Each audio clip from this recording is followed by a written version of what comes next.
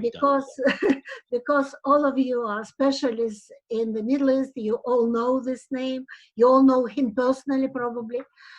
Well, I just want to say that Daniel is president of a United States Middle East project.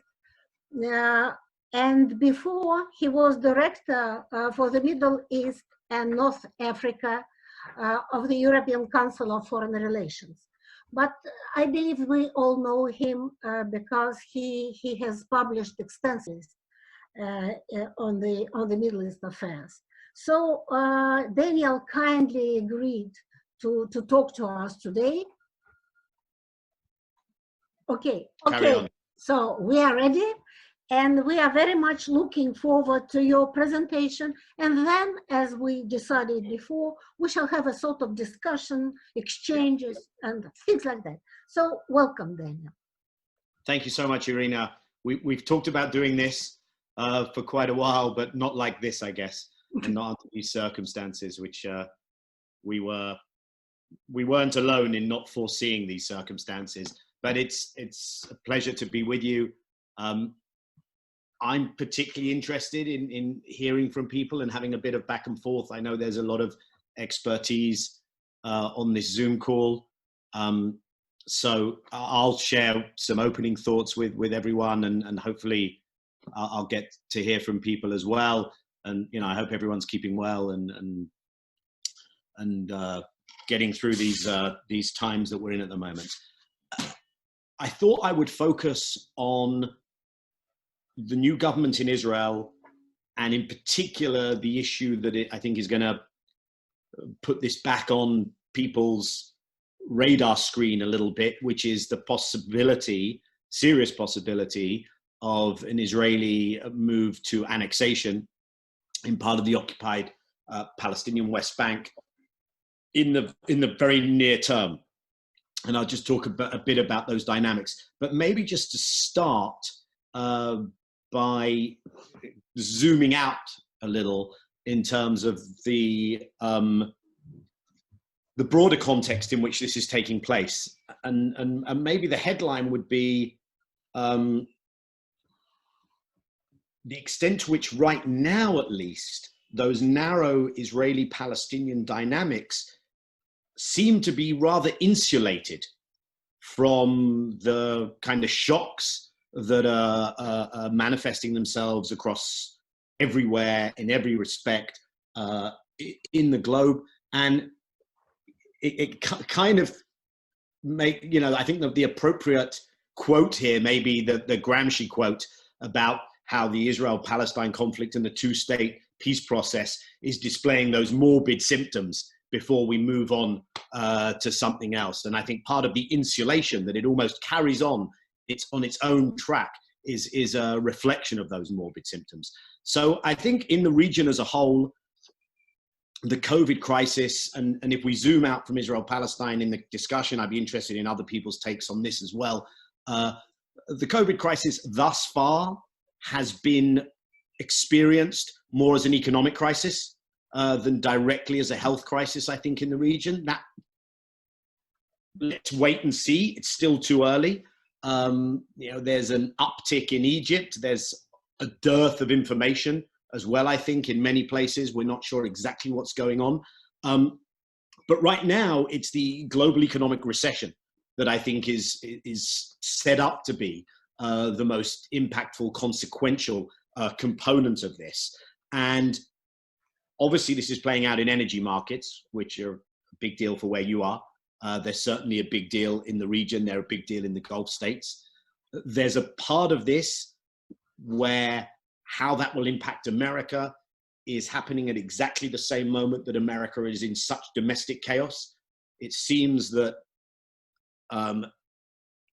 our imagination is not up to the task of imagining just how extensive the scorched earth policy that the current president might pursue in the intervening months before an election.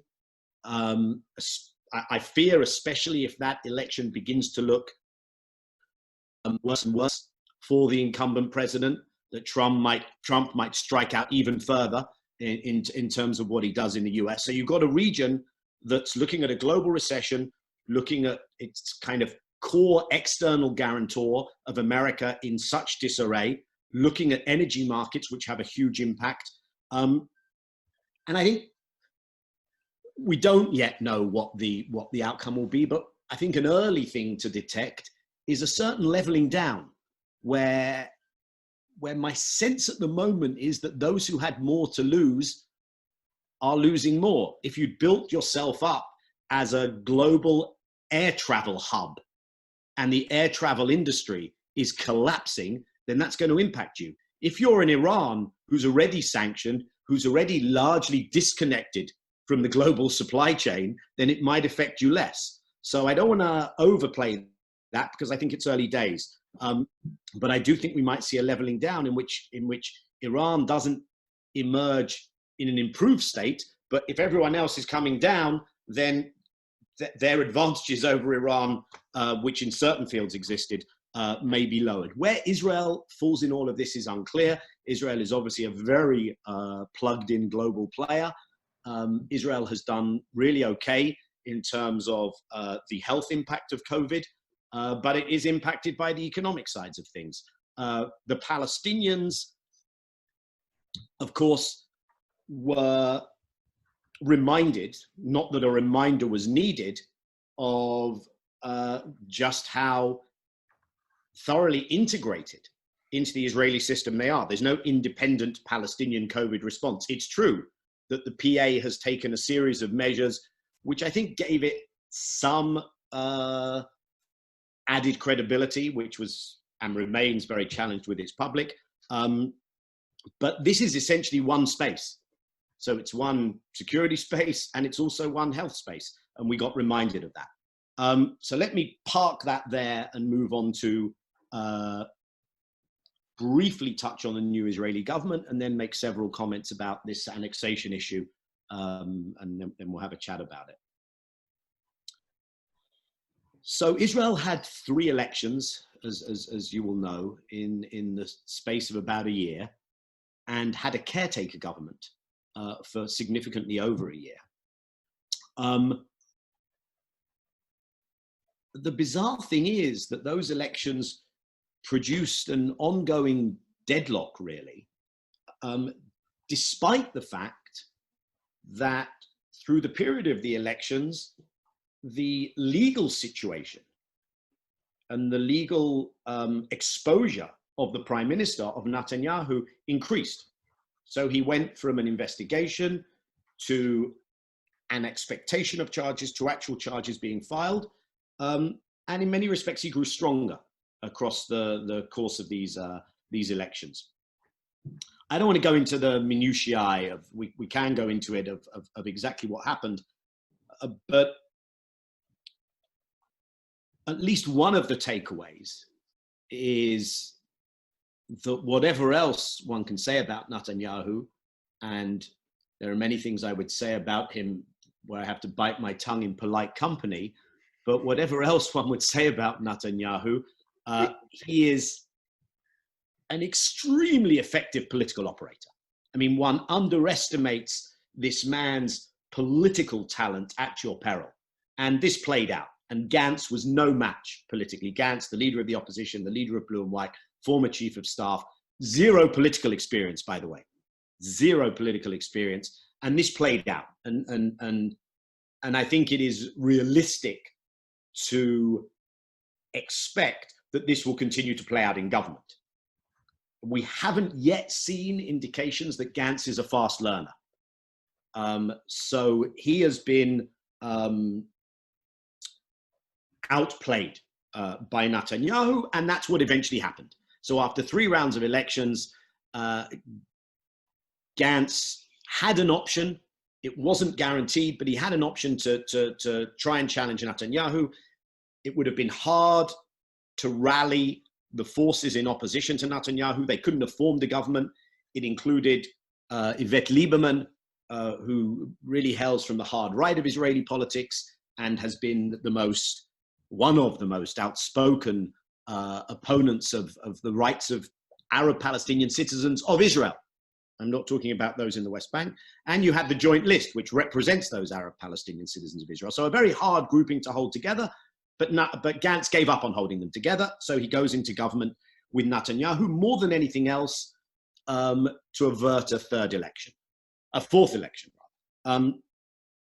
And it's just important to acknowledge that the election agreement between them is all about who gets what portfolio. It's all about a potential rotation in 18 months, which most people don't expect to happen.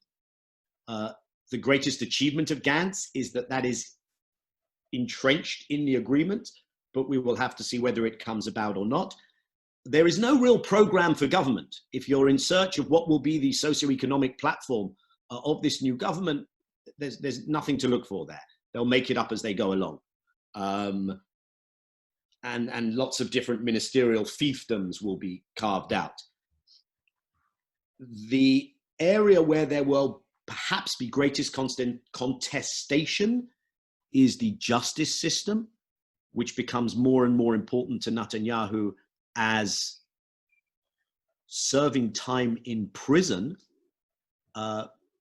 is a real possibility. His court trial has happened. I mean, to be honest, if Netanyahu ends up serving time based on the charges against him, given everything else he's done, it's a bit like Al Capone eventually going to prison for tax evasion. I mean, it's a little bit ridiculous, but it's real. It's real for Netanyahu, and therefore the arguments around how much control he will have on the justice system will, I think, be a main feature of this new government. Within the government, it's a government that has the support of 73 of the 120 members of parliament. There are 47 members, therefore, in the opposition. Within that 73, Netanyahu's bloc, his own party and his natural allies are the overwhelming majority. So they are 54, depending on exactly how one counts it, but I think probably the accurate number is 54 versus 19. So that's the power balance numerically. The division of portfolios was equal. So that's an interesting thing as well. It also means that the opposition is deeply divided. So those 47 members of the Knesset, the parliament who I referred to, and remember, Israel is a parliamentary democracy. Although more and more power has veered towards the prime minister, Israel has no constitution, but constitutionally, so to speak, this is not a presidential system, right? It's moved in that direction, but technically, power derives from the parliament. So this opposition of 47 MKs is very divided. The opposition is more heterogeneous than the government. So you have an opposition to Netanyahu's right, an interesting dynamic, something Netanyahu has not had for many years. He will be attacked from his right. You have a significant bloc, mostly the Arab Palestinians, representatives on his left. And then you have a bloc in the middle who are almost indistinguishable and were together with Gantz. Final thing on this is the annexation itself. So the coalition agreement that was reached between Gantz's bloc and Netanyahu's bloc gives them a mutual veto over everything, which, as you can imagine, is either a recipe for strong executive power, which basically says, I'm going to do this anyway, or it's a recipe for paralysis, where nothing gets done, right?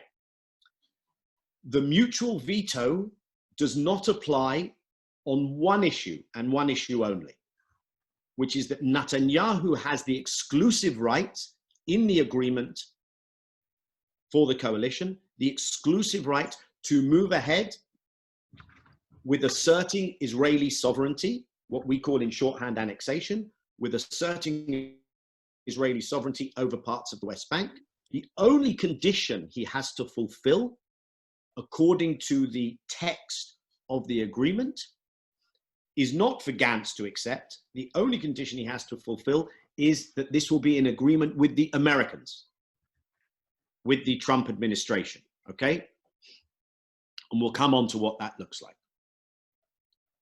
So let me close with several comments about the possible annexation. First of all, what are we talking about? What do we mean when we say this? And of course, it would not be unprecedented, right? In 1980, Israel passes a basic law on Jerusalem. Jerusalem is unilaterally defined by Israel. Before 1967, the area under Jordanian control that constituted Jerusalem was a very small area in and around the historic city, the old city. Israel, in terms of the drawing of municipal boundaries, attached significant land to expand housing, to include an industrial zone, an airport. Details are perhaps less important. But in 1980, Israel extends Israeli law, extends Israeli sovereignty to this redefined area of municipal Jerusalem, which includes 29 villages in the West Bank. So the precedent exists, not recognized by the world. As you know, embassies are based in Tel Aviv, not Jerusalem, with one very important exception as of 2 years ago, when the Americans moved their embassy to Jerusalem. Annexation has also been applied to the Syrian-occupied Golan Heights. But such a move has not happened in the last 40 years. And of course, the last more than a quarter of a century. Oslo, even before Oslo, when the PLO in Algiers in 1988 formally endorses two states, the premise has been not one of Israel applying its sovereignty, but of moving towards Palestinian statehood, Palestinian sovereignty. So in that context, an Israeli assertion of sovereignty is quite a big deal. What it means in practice is more uncertain, because we do not have the details of how Israel intends to apply its sovereignty. So first of all, de facto, Israel has been pursuing creeping annexation for many years, and that has accelerated in the last decade significantly, with the application of individual jurisdiction of Israelis in ways that didn't previously happen. Essentially, there have been multiple legal systems, and this would, in those areas that are annexed, create one legal system. I think there's a bit of a debate as to how significant the change on the ground will be. Some would say that the ease with which Israel can expropriate land, remove Palestinians from land, will increase exponentially, and the ability to challenge that within the Israeli court system will be reduced. The Supreme Court actually made a ruling yesterday in this context, which was interesting, but I'll leave that there. Others would argue the difference between de jure and de facto is not so significant. The trend is deep, it's accelerating, it will continue irrespective of whether Israel annexes or not. The other question, what do we mean by annexation, is where will it be applied? And that is a subject being hotly debated. In other words, the plan that the US Trump administration put forward with a map implies that 30% of the West Bank, at least, would ultimately be part of Israel. The rest would be a Palestinian entity. If someone wants to call this a state, they can.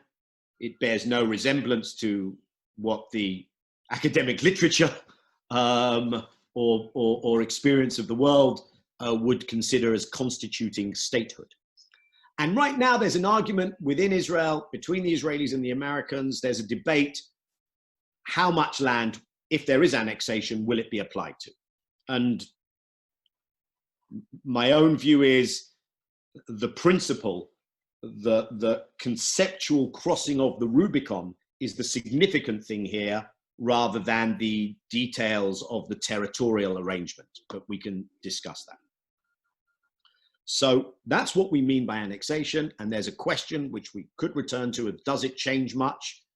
I would just put this out as a thought, which is you could envisage a scenario in which, if Israel does not move forward with annexation, there is a collective deep breath of, oh, good, we avoided something. The world would be kind of happy. This isn't a headache to deal with.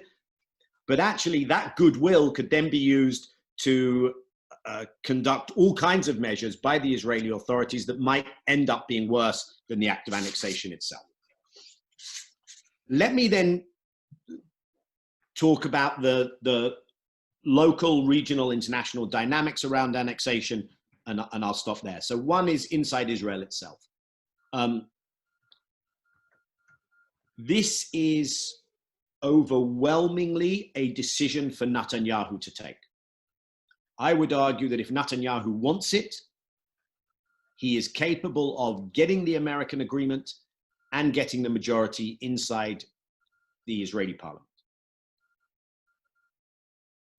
Netanyahu, and obviously someone who's been in power so long, I mean, he's an interesting figure. He is actually quite risk averse. Okay, so yes, you've seen an extension of Israeli military action in Syria, even into Iraq. Of course, you've had rounds of clashes in Gaza. But in most, if not all of these scenarios, there is kind of a menu of understandings with the other side. We do this, Hamas especially, we do this, you do that in response. We try not to escalate unpredictably. So this kind of on-again, off-again ceasefire, which rather rarely descends into unpredictable conflict, is the headline. Netanyahu is quite risk-averse, number one. Number two, Netanyahu likes to put off decisions. Right now, everything has to be understood through the prism of his personal predicament, of avoiding prison. And he will calculate whether he goes for annexation with that in mind as well. Thirdly, he is ideological. He believes in Greater Israel. He believes in vanquishing the idea of a second sovereignty in this area. Right now, it would seem that the alignment of those factors point in the direction of him, yes, doing annexation. And I'd say the key variable that has changed here,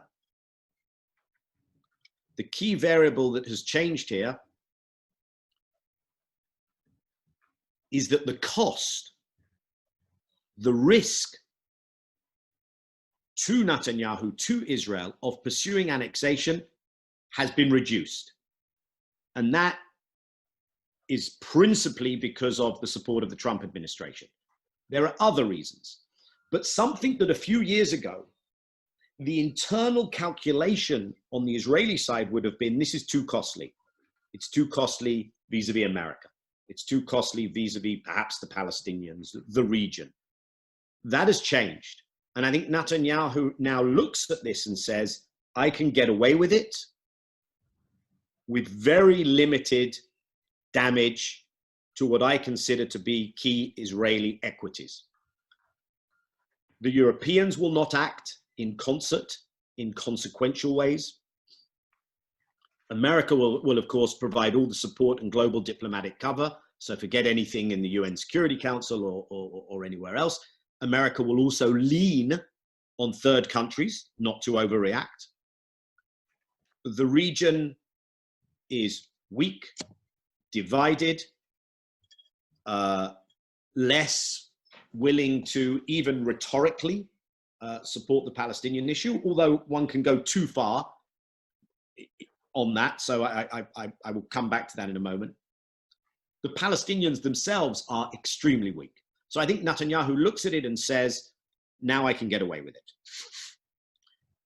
There will be, and there already is, a fight inside the settler movement over the issue that I raised before. What do you mean you're only doing 5%? Or what do you mean you're only doing 30%? This is terrible. This allows for a Palestinian state in the future. Even attacking Trump and the Trump plan as insufficiently pro-Israel.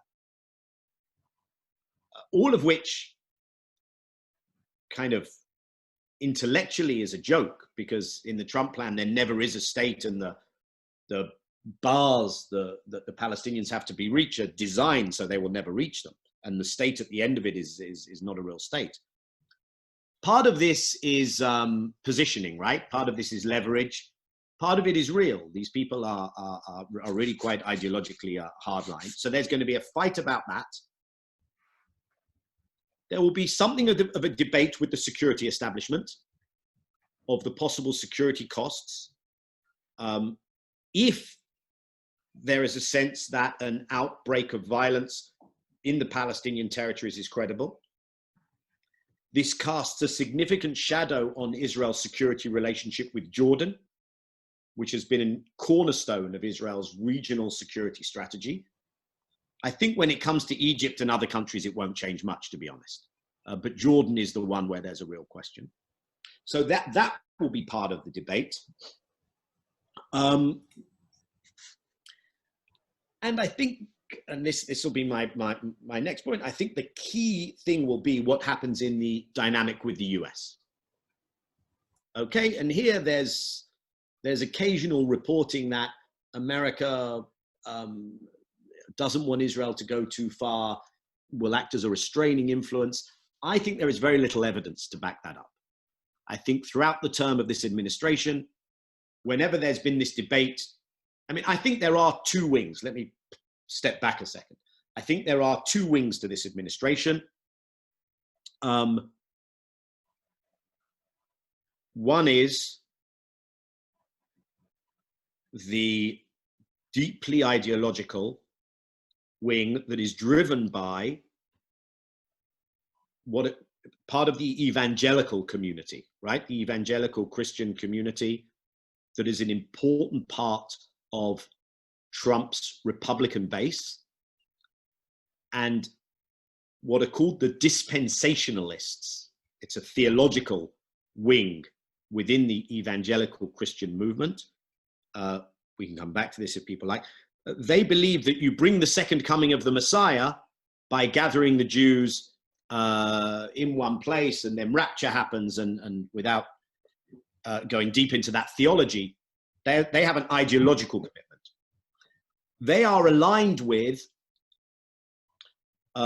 very few of the American Jewish community numerically support Trump, but a small group who are very pro-settler, hard rightists on Israel, are major donors to Trump. So this group has driven an ideological approach. The second wing is what I would call, I mean, if I were just being honest, and probably not for quotation, but I would call it the ideological wing and the idiot wing, or the gullible fools, which is the Jared Kushner world. And Jared seems to think he genuinely has a peace plan. He genuinely could impose it on the Palestinians. His friends in Riyadh and elsewhere will help him with it. And if the Israelis go too far, then it will make it more difficult. Every time there's been an argument between these two wings, the ideological wing has won. And I see no reason that they won't win this time, especially as an election becomes closer. Last thing, of course, is the Palestinians, and we can talk more about that situation. But I think the headline on the Palestinian side is that we are deep into the denouement. We are deep into the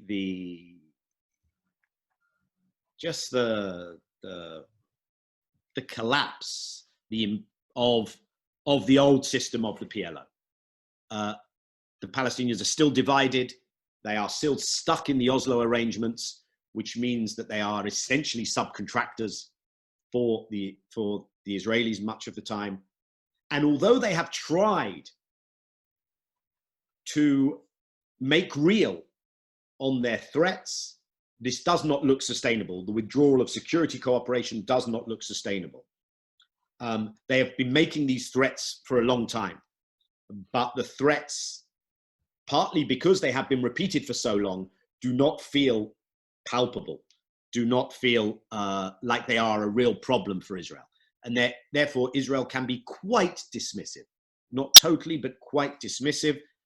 And there is, what you don't see in Ramallah is a real ability to exert agency, to have a strategy, to advance that strategy. So there is real weakness there. Perhaps there could be a perfect storm of international opposition that would prevent annexation. I don't think we are seeing it yet. And so we are left with what are the strategic implications? And I'll close with this. I think there are strategic implications. I think there are strategic implications vis-a-vis Jordan. I think there are strategic implications in terms of the cognitive maps that people carry in their head. And I think part of what we see going on is that many people have already discounted the peace process and discounted the two-state solution, and therefore this comes as no surprise. And I think many people are simply waiting to see how this plays out in the next generation, including in the region. And some will, perhaps with justification, see this as the most significant act of overreach by Israel, which will create vulnerabilities that Israel has avoided until now. And those vulnerabilities may take time to play out, but they are more likely to play out. And this does make very likely that down the line, much more likely, that down the line, the logic of where we are going is either that the Palestinians have no choice but to pursue an equal rights strategy against an apartheid reality in one irreversible political space, and or that Israel has to pursue a forced transfer of population, a second major expulsion of the Palestinians, which is quite I wouldn't have said that to you a few years ago. And almost anyone I speak to now talks about that as a real possibility, which is quite a big deal just to even say this as something possibly on the agenda. And that's probably enough to leave you with. And I can see there's one comment on the chat, but let me hand it back to you, Irina, in terms of how you want to carry the conversation forward. I haven't mentioned Biden, and I spoke for longer than I planned. So I spoke for long enough to have time to mention Biden, really. And I can either tell you I forgot, or I could tell you that it's a reflection of how inconsequential in this debate in the next few months Biden has made himself. And so it's probably both.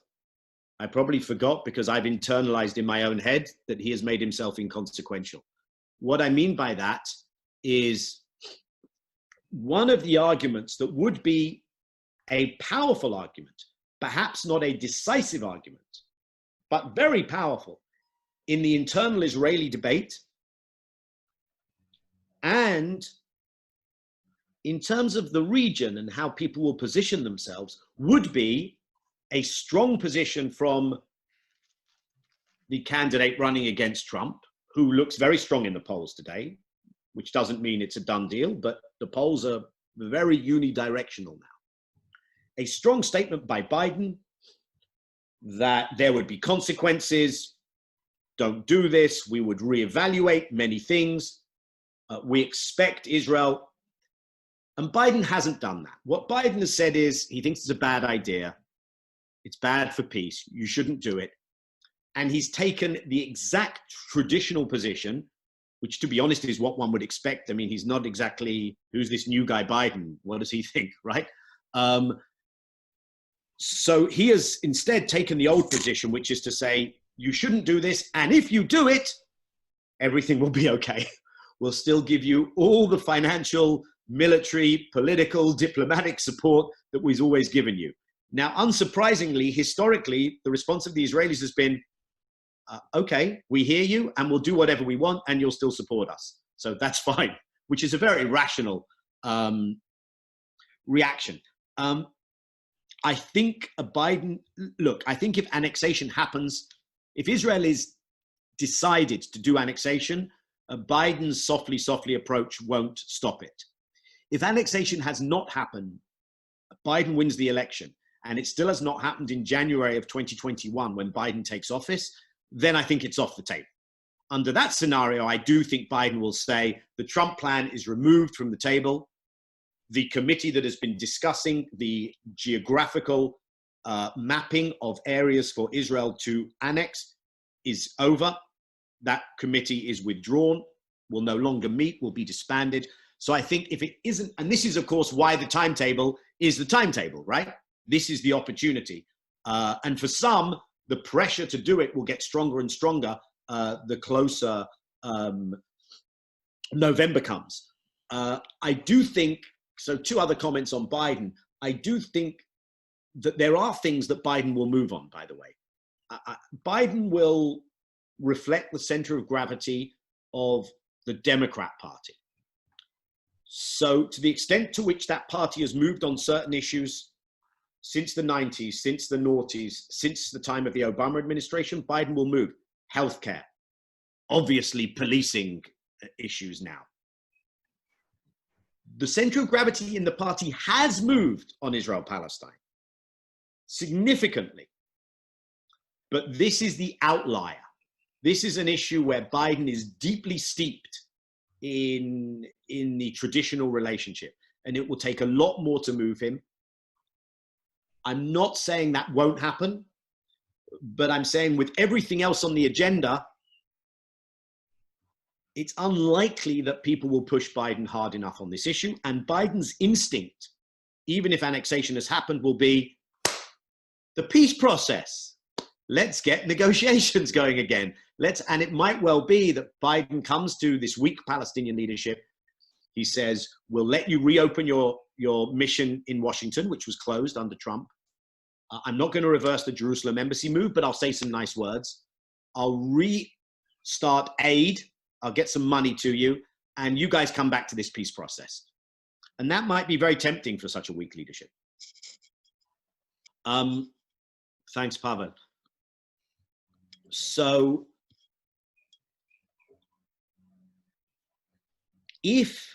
look, the EU is Israel's largest trading partner. Mm-hmm. And, one shouldn't underestimate the depth of the importance of that bilateral relationship. Okay? Israel has a more extensive relationship with the EU on issues of research and development, research cooperation, educational cooperation, than almost any, and in some cases, any EU member state. And that is important for Israel. It's also important in some of the areas that has made Israel such a dynamic economic success. So, and the other thing is, Israelis see themselves as an extension of Europe, okay? Europe is their near neighborhood. When Israelis want to go away for a weekend, they don't go to Dubai or Beirut or Petra or Luxor. They go to Barcelona, Rome, London, Berlin. Europe, they play in European sports leagues. Europe has real leverage. To exert that leverage, you need a unified European position that is willing to put on the table, to put at risk elements of the bilateral relationship. You need a Europe that is willing to say, what's going on with the Palestinians, the fallout from that, the fact that it plays out on our own streets. I mean, when there are major escalations in Gaza or elsewhere, it affects stuff in Paris, in London, in different European capitals. It would require the Europeans to say, this is important enough to us that we will put on the table important elements of our bilateral relationship with you. Those will be judged according to your behavior on the Palestinians. That is categorically not the European position.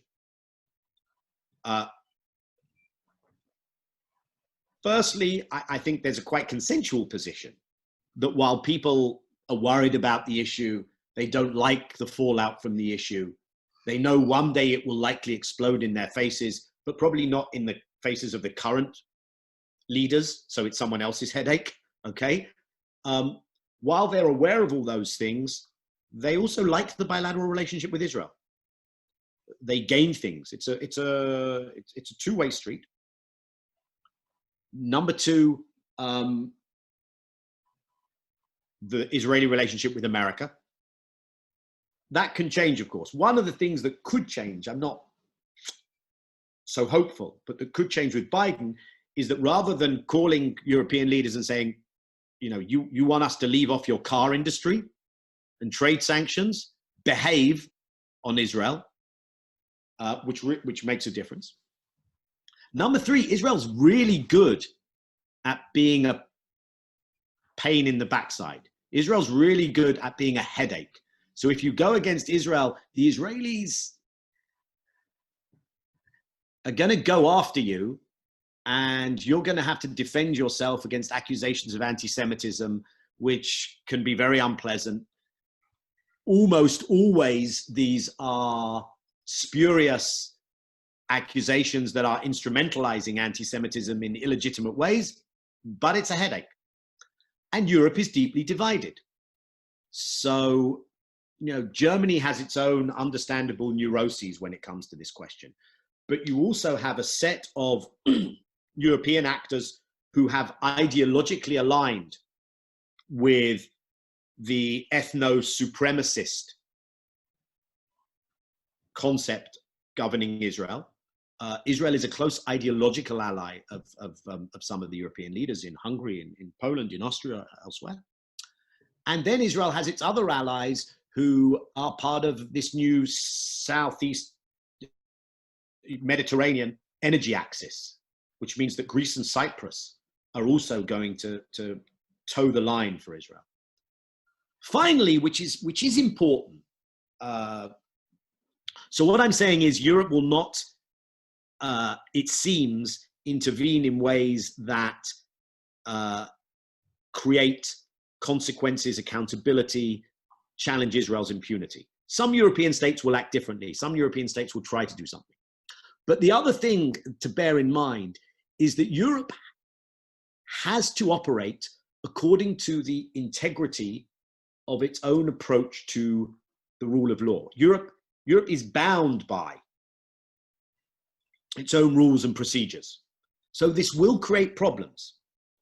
The illegality, according to European internal law and according to the European court system and the European Court of Justice, the illegality of what Israel does beyond the green line is a problem. So Europe has to find solutions for it. So for instance, to carry on doing it's called Horizon 2020, which is this program of research and cooperation that Israel is a member of. To carry on doing that, Israel had to sign an agreement with Europe that no money would be spent beyond the green line. Now, in that case, in that instance, Israel was willing to swallow and kind of say, okay, we'll do it. We don't like it. We'll ignore it. We'll do it. But there are other problems. Israel's relationship with police agencies, gathering of data. So there are, and these questions will throw up problems that sometimes even a politically divided and hesitant Europe will have no option but to follow rulings of the Court of Justice and things like that. So I just mention that because further down the line, it could be a real factor. It's literally in one sentence each. I think the relations, I mean, when we talk GCC, we're essentially talking Saudi and UAE. Someone has asked about the dynamics of Jerusalem's relations with the GCC. We're essentially talking, yes, Nikolai Tojanov. So this is essentially Saudi and the Emirates. Obviously, Bahrain comes on as a consequence of Saudi. Look, I think those continue to move forward. Those are very much part of the Jared Kushner-Trump setup. I do think there are limitations to those relationships. And I think we see those limitations, but actually I think both sides get what they want.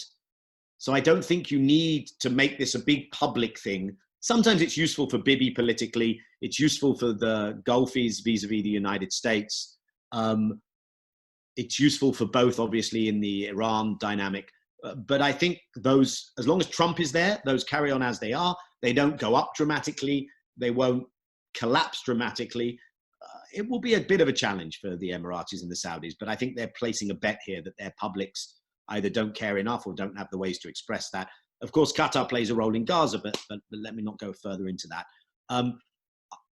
Look, I think, is there an external power that could prevent annexation? The obvious answer is America, but it doesn't want to. Look, I do think if the Palestinians and the Arab states got their act together, they could impose consequences that the rest of the world would have to listen to. That's not going to happen. And I just addressed Europe.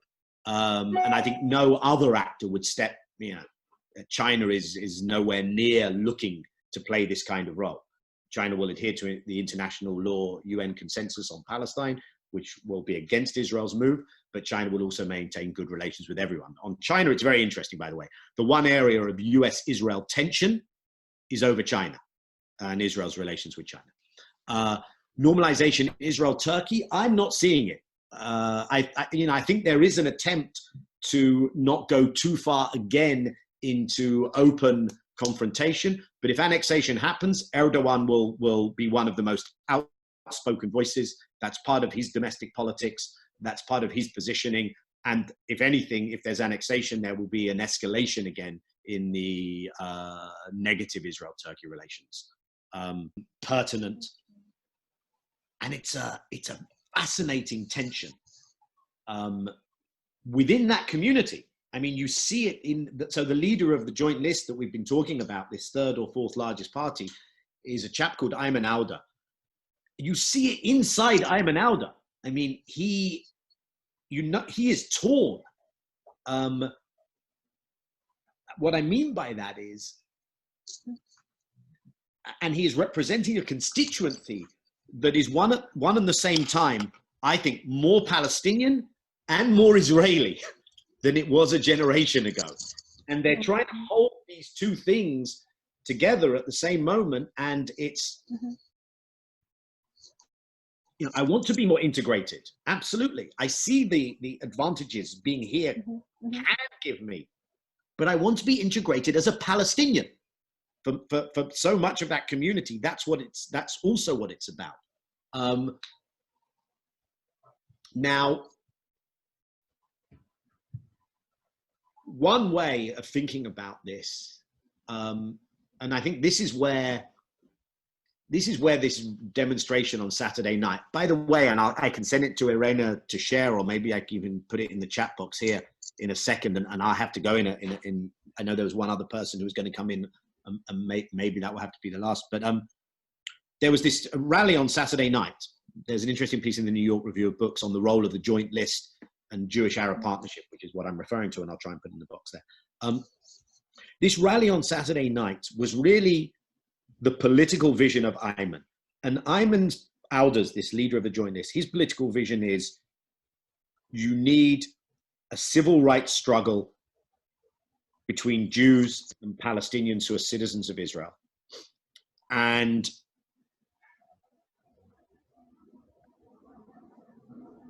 this is a very nascent thing, I would argue. Because it's not about whether you're two-statist or one-statist, although I'll come back to that in a second. The question is, do you embrace the language of equality or separation? And this goes to your point about the triangle, about the plan for transferring the political rights of those citizens of Israel. The Israeli Jewish center-left went so far on a journey where the way it justified two states and ending occupation was separation, which meant it had no common language with the 20% of Israelis who are Palestinian citizens, because separation is a statement about those people as well. The idea that you could see someone from the same family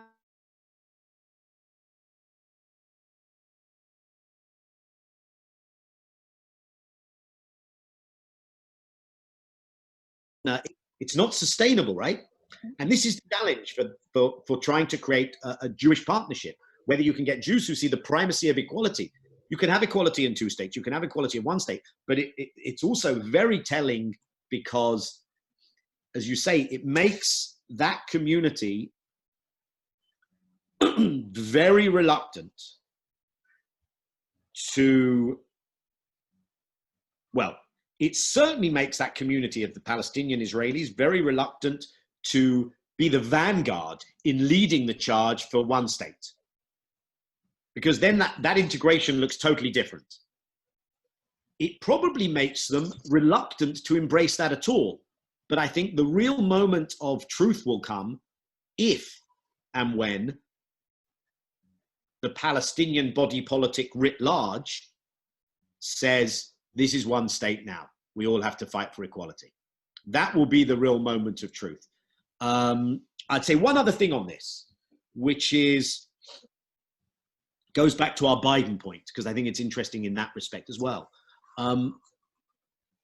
If you're looking for a democratic, progressive Israeli partner, the Joint List is your partner today if you're a Democrat in America, especially in this Black Lives Matters moment.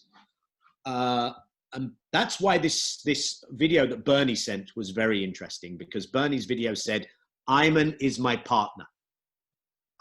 Worth going to look at, this Ayman Audu who we've just been talking about.